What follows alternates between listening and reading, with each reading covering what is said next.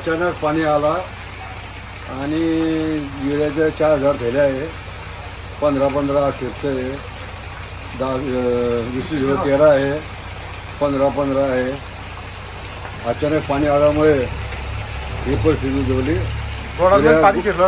पुऱ्या गोडामध्ये पाणी झालं. DAP होतं आणि 319 आणि किती पाणी होतं गोडांमध्ये साचलेलं? गुडघ्याच्या वर पाणी होतं. गुडघ्यावर पाणी होतं. हो हो हो. साधारणतः किती नुकसान झालं असेल आपलं तरी?